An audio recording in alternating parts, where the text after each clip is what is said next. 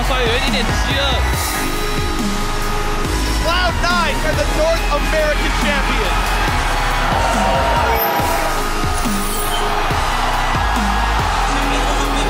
Wow, nice work. Yeah, they're going in for this one. Are they going to get it? Fnatic pick up a win.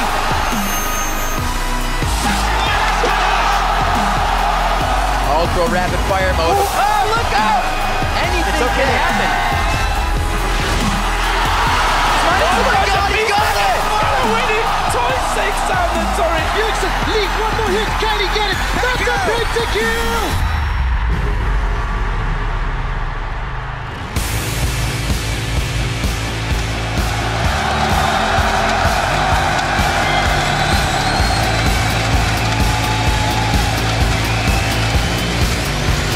Bonjour and welcome to the League of Legends All-Star event coming to you live from Paris, France.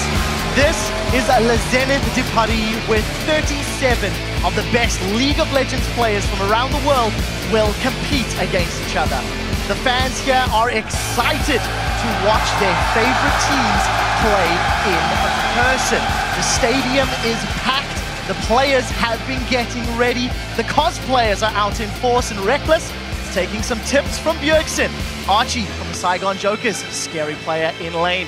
Cloud9 ready to face the Koreans later today. And Faker, defending world champion from SKT T1K. Fnatic, of course, sitting there with their sub Pushu and going.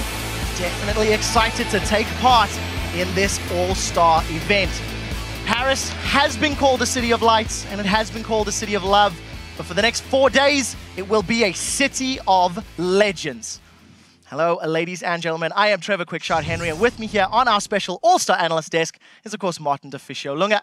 Joining us from OGN is Monte Cristo, Christopher Michaels, Mitch Crepo, Forrest Pauls from Evil Geniuses. Happy birthday, buddy.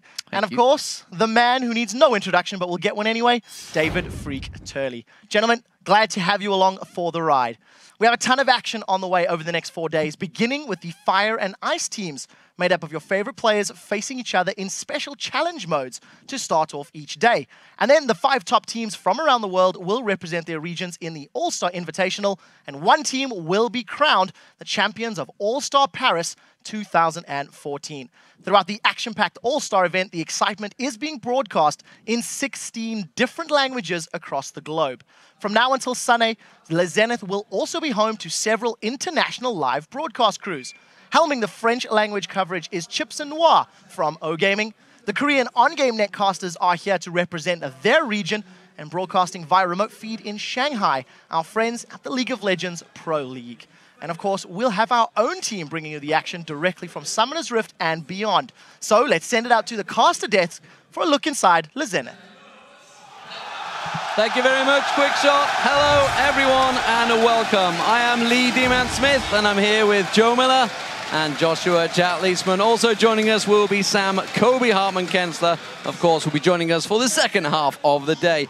From the moment the first champions are ready, though, this is a bonkers arena. I can't believe how loud these guys are right now. Even before the show, I think they were louder than any crowd I've experienced so far. It's going to be crazy, that's for sure. Everyone definitely ready to get things underway here. It is absolutely crazy, ladies and gentlemen. And the final Nexus will be smashed soon. Don't worry. There's 4 days of epic action, and we're going to be casting all of the League of Legends action right here as it takes place on our stage.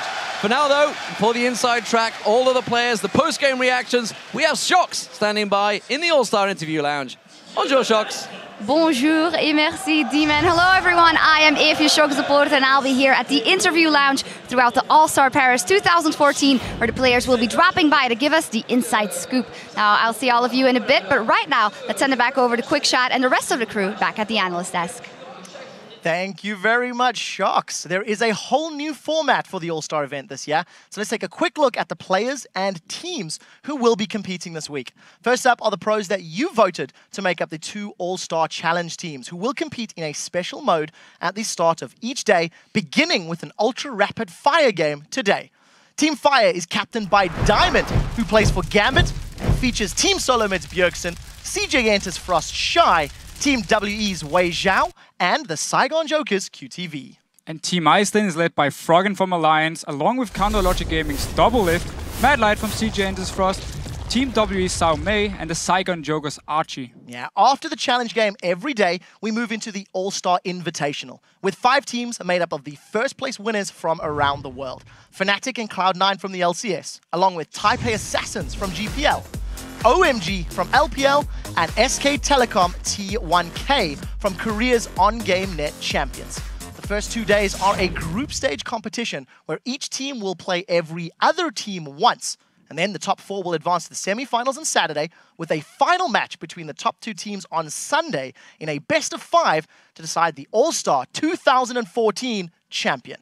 So, with so much happening over the 4 days, I want to know what you guys are most looking forward to. Crepo, let's kick this off with you. Well, I was going to say Earth, but I'll leave that to Monochrist because I know he loves Earth oh so much. But I'm also looking to where strategy meets skill. Some of these teams have like raw talent and individual strong laners, but then you have other teams that are way better strategy-wise. I want to see what happens with lane swaps. Each region does a little bit different. Like where is strategy trump skill, and does it matter to the point where some of these players just ignore strategy completely because they just outmatch their counterparts in lane? That's what I want to see. I mean, yeah, I really have to agree with Crepo on that front. But I'm really looking forward to the most is Crepo losing the prediction contest again because, you know, winning is sweet, but it's even sweeter when Crepo's on the bottom. So, but other than that, second place is the lane swap. I have to agree. It's really about that strategy that you see. There's so many options that are opened up when you have a lane swap situation. And we have teams that are very strong in the laning phase here, like OMG and Fnatic, but weaker strategically. And then you have a team like Cloud9, who's a little bit weaker in the laning phase, but very, very smart about their rotations in the mid and late game. So that and the 4v0 pushes, how the teams adapt, that's really what's interesting to me. I have to agree on the rotation part, but also when it comes to the picks. I mean, we're on 4.6, Rumble got buffed, Kassadin got buffed. Will we see them be in play here? I mean, Ballsy could put out the Rumble for Cloud9, maybe give them a win, we will see. So for me, it's going to be the picks and also what Fnatic is going to bring. Are we going to see Soraka top lane for Source? Please no. Please yes. Please yes. Yes. Please, yes. I just But want to Europe. see it. I actually agree with Crepo. I want to see how the regional differences stack up because everyone has their own take on how you play certain scenarios, how you play fast pushes, how you play dragon fights. And the other one to me is I am looking forward to the first time in like a year and a half that a Korean team finally loses in a national event. So that's what I'm looking forward to. Ooh, strong words. He's strong taking words. double of spot in his stand-up career. Nice. Well, somebody's got to be the Joker, right? We'll have to see how it works out. For now, let's turn our attention towards today's games. First up will be the ultra rapid fire match between the challenge teams, and then the invitational will begin with OMG versus Fnatic. And then we'll head into Taipei Assassins versus SKT T1K, followed by Fnatic facing Cloud9. And our final 2 matches today will be OMG versus Taipei Assassins, and then SKT T1K versus Cloud9. Well, you can find that schedule on lolesports.com, where you can also vote on today's games. Just pick the team that you think will win each matchup and submit your choices. We'll check your predictions against our experts here on the analyst desk throughout the day, and we'll also track which analyst, not Monty, has the best record picking those winners. And starting today, you can also vote for the 4th and final challenge mode that will be played on Sunday. Which 2 pros are you most excited to see face off against each other in an epic 1v1 matchup between one player from Team Fire and one player from Team Ice? Choose your matchup now at vote.lolesports.com. Now, I want to get some collective brainstorming going on our Twitter question of the day.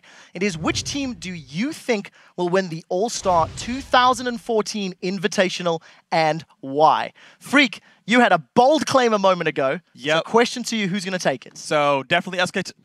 So OMG is my pick, actually. I think they look incredibly strong. They're dominant in their region. Their team fighting is so crisp. I think they're the best team here. Well, any response to that, Monty?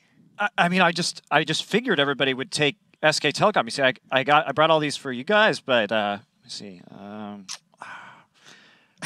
Oh, okay. I got one right here. So OMG, there you go, buddy. Do I even need to ask who you think's going to win, Monty? Oh, come on. Yeah. It's SK Telecom T1K. I'm ready. I'm prepped. I got my scarf right here. Never got off the train, Anybody? I see. No. Never got off the train. Okay, let's see. Who else is on this train? Crepo? I actually still have my ticket and I'll show it later, but I'll take one scarf. I think SKT is the favorite for this tournament, even though they're in what some people call a slump. The last time a Korean team that was in a slump came to a tournament, they ended up winning it convincingly at Katowice anyways.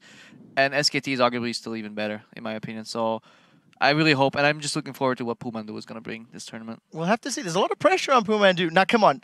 Only other European player, caster, ex-player on the desk. Deficio, come on. You've got to rep the EU pride. Monty desperately wants to give you the scarf. I mean, I would love to say Fnatic, but honestly, when I look at these scarves here, when I look at Monty with it, it looks so beautiful. I know. I have to go with SKT. You're going to look so handsome. Look Thank at that. you. What an upgrade. Beautiful. So, pretty strong showing here. SKT, not even mentioning Cloud9, not throwing any oddballs out there for TPI. I'm not going to lie. Give me a scarf. Yeah, there you go. Come on, let's get one running over here.